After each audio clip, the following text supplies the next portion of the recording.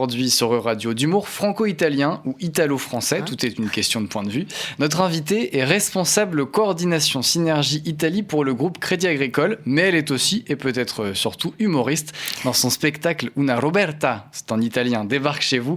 Elle dissèque les différences mais aussi les ressemblances entre l'Italie et la France. Bonjour Roberta Cecchin. Bravissimo. Buongiorno a tutti, bonjour à tout le monde. Alors ça fait bientôt 12 ans que vous êtes arrivé en France. Avant de parler de ce qui vous a amené à l'humour et à la scène, qu'est-ce qui vous a amené dans notre beau pays? C'était le travail, c'est pour dire, comme tu as dit, comme vous avez dit, je suis arrivée en France dans le groupe Crédit Agricole, qu'il y a aussi en Italie, et je suis venue pour une mission de travail internationale de 6 mois, qui sont devenus presque 12 ans. Effectivement, là, c'est 11 ans et demi en ce moment. Et qu'est-ce qui vous a amené à rester? Alors, c'est vrai que j'ai fait 6 mois qui sont devenus 12 mois. Après, ils m'ont offert un contrat d'expatriation. C'est très, très, très intéressant, l'expatriation. Et quand je devais décider, c'est retourner en Italie et travailler beaucoup avec une approche au travail un petit peu différente qu'en France. On s'identifie beaucoup plus dans le travail en Italie qu'ici. J'ai décidé de rester en France. J'avais envie d'un projet perso. Et c'est là qu'a commencé en parallèle l'aventure de Una Roberta à Paris et Una Roberta débarque chez vous. Bon, on va parler de ça, évidemment, de ce spectacle. Qu'est-ce qui vous a le plus marqué en arrivant en France par rapport à ce que vous aviez connu toute votre vie d'avant en Italie? Alors, en réalité, plus que de ce que j'avais connu en Italie, c'est déjà, je suis venue pour le travail et il y a une approche au travail totalement différente. Si on regarde, par exemple, le premier article de la Constitution italienne, c'est l'Italie, c'est une république basée sur le travail, mais pas le travail bien payé, pas le travail qui a du sens. Vraiment, pour nous, travailler, c'est vraiment important. Et en France, je me suis rendu compte que la place du travail dans la vie de Français, il avait beaucoup plus c'était plus correct qu'en Italie. C'est-à-dire c'est un parti parmi tout. C'est pour dire que on est en train de parler d'il y a 11 ans, les choses sont en train de changer peut-être aussi en Italie. Les jeunes générations sont un peu différentes à l'approche au travail que la mienne, car là-bas il y a la vidéo, mais je suis plutôt, je suis du siècle dernier, c'est pour dire. Et comme ça m'avait frappé. Et après, ça m'avait frappé le fait qu'on pense de se connaître italien et français, et je me suis rendu compte qu'on est beaucoup plus différents, surtout dans l'approche au travail et comment on travaille aussi, de ce qu'on pense. Bon, on va revenir sur nos différences, bien sûr, mais aussi sur nos similitudes franco-italiennes, puisque vous en parlez dans votre spectacle et aussi sur les réseaux sociaux. Mais qu'est-ce qui vous a poussé alors à devenir humoriste ? Alors, quand je suis arrivée en France, comme je disais, je ne l'ai pas dit, mais je ne parlais pas presque français. J'ai pensé de pouvoir parler anglais. C'était pas le cas. Et c'est vrai que tout le monde était plutôt bienveillant au travail et j'avais mon chef direct qui effectivement parlait anglais. Mais entre le problème de la langue et, comme je disais, les différences culturelles, j'avais chaque jour des aventures, des mésaventures, et que j'ai raconté dans les pauses café avec mes collègues. Les pauses café, c'était qu'est-ce qu'elle a fait Una Roberta à Paris. Alors ça durait. C'était votre pré-scène de spectacle finalement. Absolument. Il y avait un certain moment, tout le monde attendait le lundi. J'avais beaucoup de monde et à un certain moment, j'avais un tableau. Déjà. Un tableau. Oui, un tableau et je faisais les pauses café avec les différents bâtiments de la boîte. J'étais à Chelsea à ce moment-là. Et après, c'est vrai que tout le monde me disait que j'aurais dû écrire un livre, raconter ça. Ce qui m'a poussé aussi, c'est que je me suis rendu compte du fait qu'en Italie, on pense que les Français n'aiment pas les Italiens. Et par contre, c'est totalement faux. Les Français adorent les Italiens. Et est-ce que l'inverse est vrai? Non, malheureusement, c'est pas vrai. C'est vrai à cause de quoi? Du football? C'est à cause de la méconnaissance. Désolé, le vendredi, c'est le, je sais pas, c'est le oui, jour. On précise qu'on tourne cette vidéo, on tourne cette interview un vendredi, effectivement. Ok, désolé, c'est le jour où mon mélange de langues, c'est le plus, c'est difficile de parler français parfois. Et comme ça, désolé pour mon français. Et comme je disais, c'est que effectivement, j'avais envie de partager les deux points de vue sur les choses sur lesquelles on se taquine. Et c'est quelque chose que j'ai toujours eu, de comprendre quelque chose, de l'étudier, de la comprendre et de chercher de partager ce que j'ai appris. Et c'est un peu ça que j'ai fait. Bon, c'est une question un peu récurrente pour les artistes, mais est-ce que vous avez eu des influences pour vous lancer dans l'humour, pour construire votre spectacle ? Alors non, effectivement, j'ai pas des influences.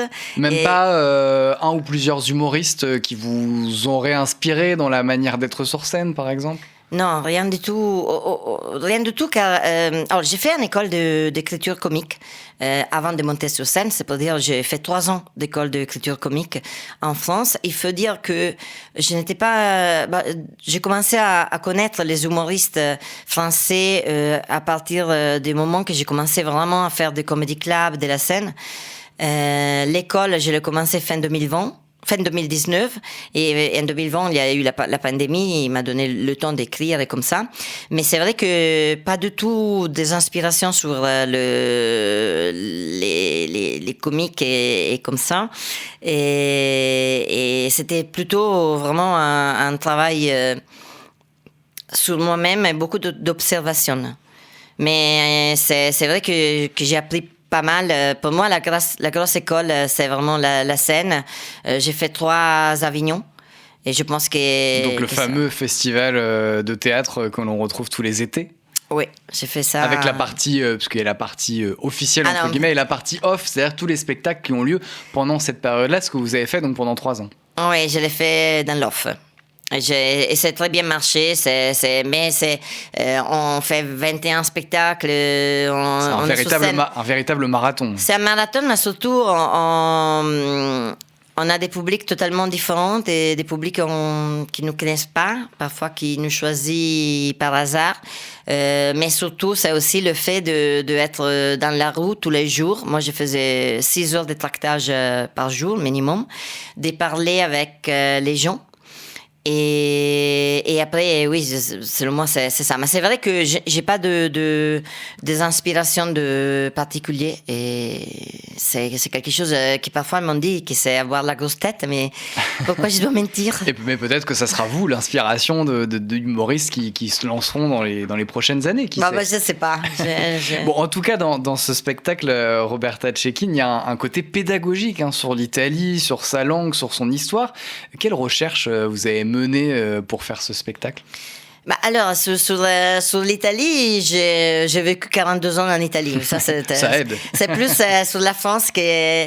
Alors, tout ce que j'ai fait sur la scène, ça part de mon expérience. J'ai remettre vraiment sur scène tout ce qui ça m'arrive. C'est pour ça que j'ai le 3 février, ça va être... le 3 février, c'est 4 ans que je le fais. Mais c'est vrai qu'en 2022, j'ai fait, je sais pas, avant représentation. Maintenant, je suis à 216 dans 7 pays et plus de 50 villes. Et avant d'aller dans une ville ou dans un pays, j'ai lu beaucoup. J'étudie beaucoup sur l'histoire, les liens avec l'Italie et comme ça. Et c'est ça que j'ai fait. Et après, je cherche d'arriver au moins une journée avant et de vivre et d'aller voir ce que j'ai lu. Pour pouvoir adapter un petit peu le spectacle au pays dans lequel vous allez, parce que vous êtes par exemple allé au Luxembourg, en Belgique. Oui, c'est ça. C'est ce que je cherche de faire toujours, c'est que un peu tous les humoristes cherchent de les adapter avec quelques blagues comme ça, mais moi je veux que ça passe vraiment pour mon expérience. Comme une immersion. C'est une immersion qu'en plus ça me permet de découvrir beaucoup de choses, et parfois j'ai fait découvrir à les personnes sur place des choses. Quand c'est un peu comme ça, non? Quand parfois un regard extérieur, il nous fait voir des choses qu'on ne se rend pas compte. Et c'est ça, peut-être, que j'ai appris sur l'Italie. C'est cet regard extérieur de l'Italie, de loin, qui nous fait comprendre des choses qui parfois sont normales pour nous, mais je peux donner un exemple? Oui. Alors, en Italie, on ne dit pas vraiment bonjour quand on va dans un café, on demande un café, s'il vous plaît. Il n'y a pas le bonjour avant. Non, et quand on arrive en France, tu ne dis pas bonjour, On est mal vu. On est mal vu, c'est pour dire que moi j'ai dit excusez-moi, j'ai besoin d'une information. La personne déjà pense que moi je suis mal poli. Elle me regarde mal. Et moi je le regarde de dire mais pourquoi elle me regarde mal quand moi j'étais poli. Et là c'est un petit élément. Et je me suis rendu compte que maintenant j'ai le réflexe de bonjour, même la soirée. Et là c'est un peu bizarre quand je le fais en Italie. Mais c'est bien de dire bonjour. C'est pour dire, je me suis jamais rendu compte que effectivement en Italie on a cette tendance à aller directement au sujet, que parfois, surtout quand on rentre dans... Moi, je vois que quand je dis bonjour maintenant en Italie, les personnes me regardent tout de suite pour dire, même si, excusez-moi, c'est poli, mais bonjour, un café, s'il vous plaît. Ça paraît bizarre. Ça fait bien. C'est pour dire comme ça, je me suis rendu compte d'une chose que je ne me rendais pas compte en Italie, qu'on ne dit pas bonjour. On parle d'humour franco-italien et donc européen aujourd'hui sur Radio avec l'humoriste Roberta Cecchin que l'on retrouve en ce moment dans toute la France avec son spectacle Una Roberta débarque chez vous. Alors est-ce qu'en France et même plus généralement en Europe, qu'est-ce qu'en France et même en Europe on a du mal à saisir sur l'Italie ? Qu'est-ce qu'on a le plus de mal à comprendre sur la vie italienne, sur les Italiens, la culture ?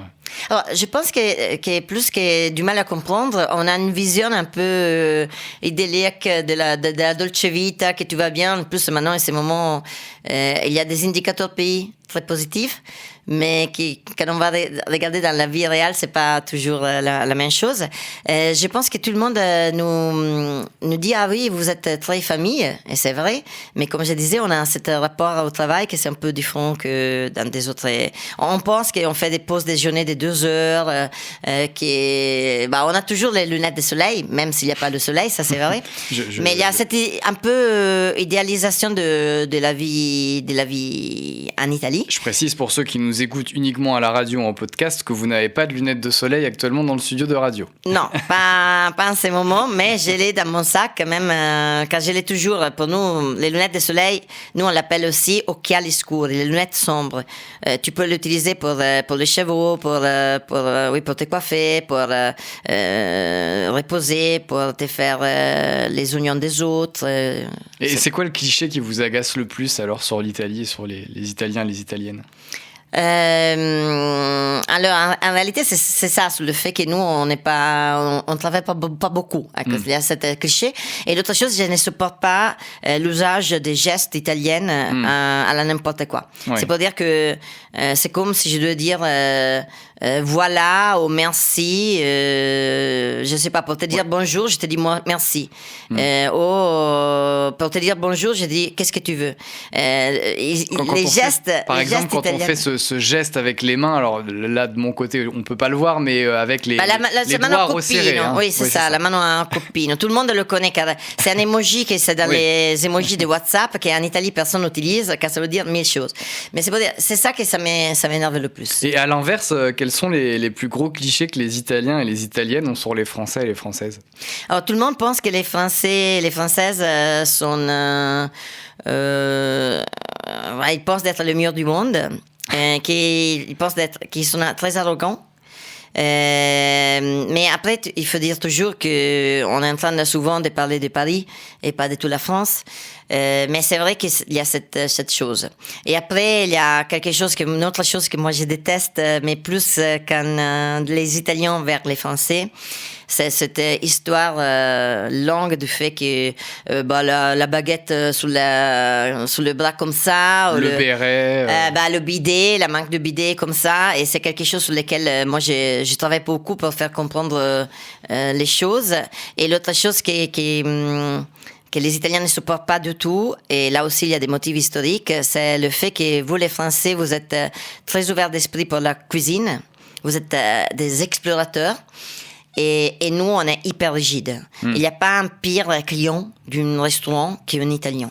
Un Italien qui vient en France et qui trouve non, pas... Non, mais aussi même un Italien. Quand tu as quelqu'un de Rome qui va à Parme, à ma ville, on mange hyper bien. Et il y a quelqu'un qui dit, viens, là, il y a une pizzeria qui fait la pizza romana. La personne de Rome, c'est pas vraiment fait comme à Rome. Comme chez elle, ça il va dire que c'est pas bien. Alors, en fait, vous parliez d'histoire. En fait, cette année, en parlant d'histoire commune, les 70 ans du jumelage entre Paris et Rome.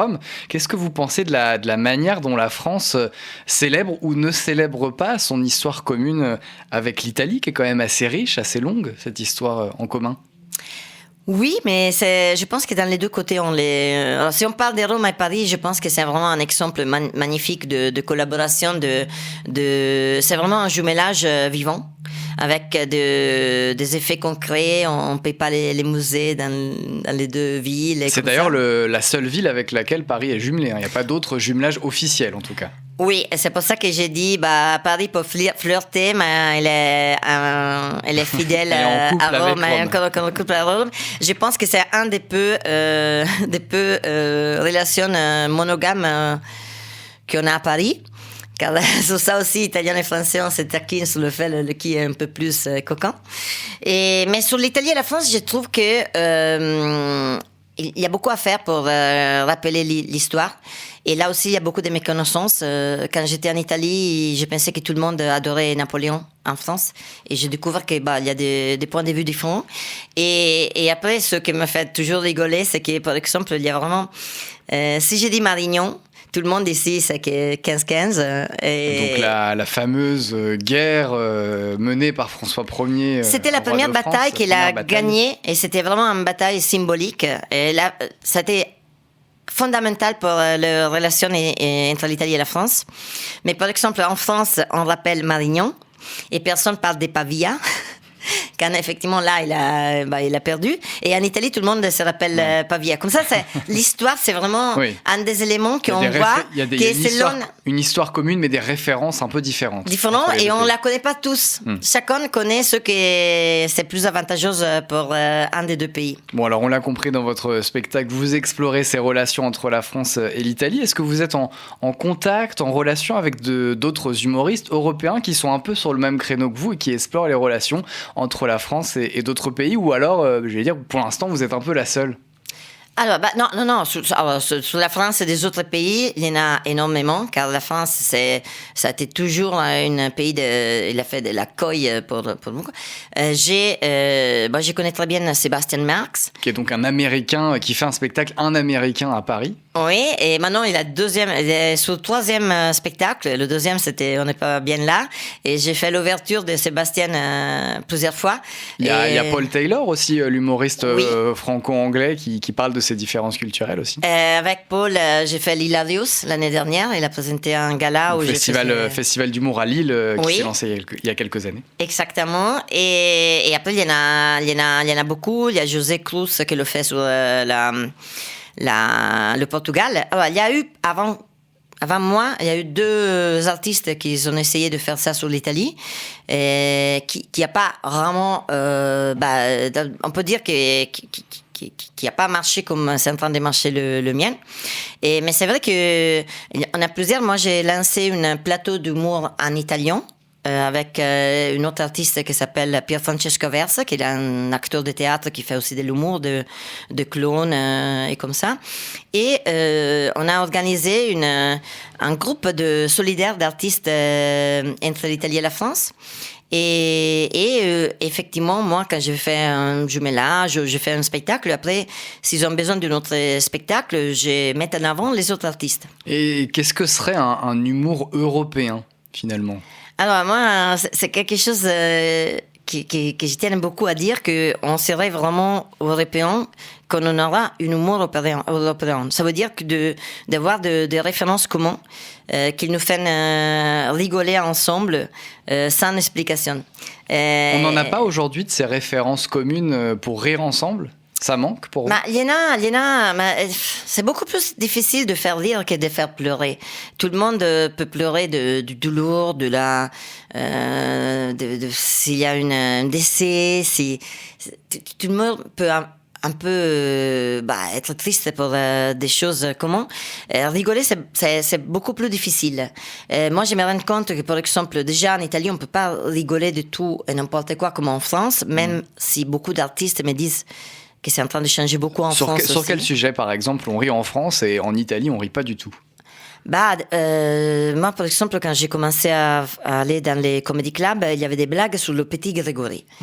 Et donc cet enfant tué dans les années 80 dans les Vosges, il y a eu une longue enquête, effectivement, on ne sait d'ailleurs toujours pas, l'enquête n'est pas parvenue à cette conclusion, donc en France c'est vrai qu'on rit avec ça, en Italie on pourrait pas rire avec ça. Quand j'ai découvert qu'est-ce que c'était, moi j'étais vraiment, c'est vraiment culturel, c'est vraiment culturel. Mais par contre, ça dépend vraiment de l'histoire du pays. Moi j'ai un spectacle en italien qui s'appelle Cuore Tricolore, je l'ai en italien et en français, là c'est du stand-up pur. Et j'ai un sketch sur le racisme. Je peux dire que moi, quand je suis arrivée en France, j'ai découvert, par exemple, que pour beaucoup de Français, les Italiens, on est racistes. Et là, j'avais sur ces sujets à dire, c'est pas vraiment du racisme, parfois c'est de la méconnaissance, c'est de la discrimination sans son. C'est vraiment, parfois moi j'ai dit que nous, on a un racisme d'ignorance. Et je parle de la période de Covid, que j'étais ici. Et en ce moment-là, être italien, je vous jure, si tu parlais italien, tout le monde s'éloignait de toi, comme c'était hyper bizarre. Et il y a un sketch intéressant que j'ai fait en France pour les Italiens ou les expats. Mais la première fois que je l'ai fait en Italie, par exemple, j'ai vu vraiment que tout le monde, j'ai senti l'énergie changer. Et je me suis rendu compte que en Italie, l'approche, ceux qui ont vécu effectivement en Italie, c'est tellement dur, traumatisant, qu'on ne peut pas rigoler de ça pour l'instant. Bon, donc voilà, trouver des références humoristiques communes en Europe, c'est peut-être un autre objectif à développer en plus de tout le reste. En tout cas, merci beaucoup, Roberta Cecchin, d'avoir été avec nous. Vous serez en spectacle à Paris au Théâtre La Boussole le 19 février et le 19 mars. Vous êtes aussi en tournée partout en France. On peut retrouver toutes les dates sur vos réseaux sociaux. Et puis pour célébrer les 70 ans du jumelage entre Paris et Rome, on en a parlé. Spectacle un peu spécial le 9 avril et le 3 juin au Grand Point Virgule. En tout cas, merci d'avoir été de passage ici dans les studios de radio, Roberta Cecchin. Grazie mille et bon courage pour votre aventure, car moi je dis toujours viva l'Europa. Viva l'Europa.